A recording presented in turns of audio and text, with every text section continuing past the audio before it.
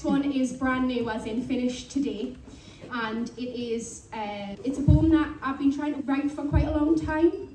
It's a poem about how when you're disabled, it's quite often that you feel more like a body than a person, especially to people who are medical, doctors and GPs and nurses, etc. And how you constantly have to defend yourself because people don't believe that you're disabled, especially, when you look like me, and people don't assume that. So I'm not going to give you the title because that'll spoil my favourite phrase in the poem, so you're not getting that. I'm just going to start. I feel as though I'm being pulled apart and down at the same time, like my earlobes are weighted, dragging my chin to meet the sole of my shoes each time I take a step. I find it hard to believe that some people don't feel this way. There's some people who have not always felt this way, who walk around chin high without the worry that the area where the base of your skull meets the peak of your spine will become larger as your head flag removes itself from its post to tumble down and meet the ground. Sometimes I get so overwhelmed with it all I have to lie on the ground.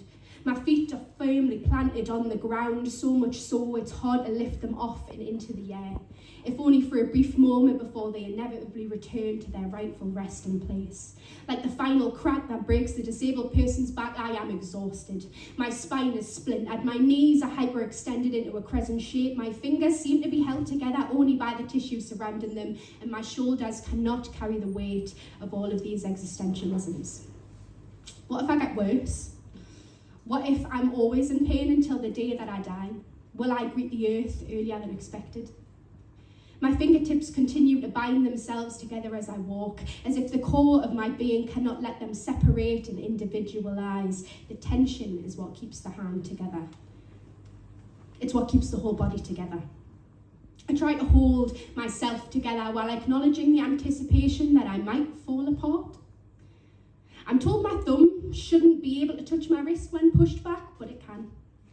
My thumbs ache from being too far separated from their true pride of place. I'm told that my hips shouldn't move in that way, but they do. My hips try to push themselves outwards from the coccyx by at least a millimetre a day. There are quotas to be met after all. What does it mean when your own body betrays you? When the thing you love most is to walk all day through the park, down into the Dean with the dog bounding with you, but that leaves you in excruciating pain and stiffness for days afterwards? Does it mean that it's not for you? Does it mean that you are simply unlucky? Does it mean that you are forever destined to have to defend and collect yourself like a body of evidence to a jury of doctors and nurses and specialists who will poke and prod and test and scan and tug and bend and take and gawk? Does it mean that if your knees are in conjunction with your wrists and your ankles are in cohorts with your collarbone, you should just accept that a life of pain and constant speculation is the only way forward? That you should have raised eyebrow after raised eyebrow? How old are you? And you have that much wrong with you at what, 20? I laugh it off, see, I'll be fucked in a few years. Oh, but I'm sorry. Did I make this conversation awkward for you? No, you're right.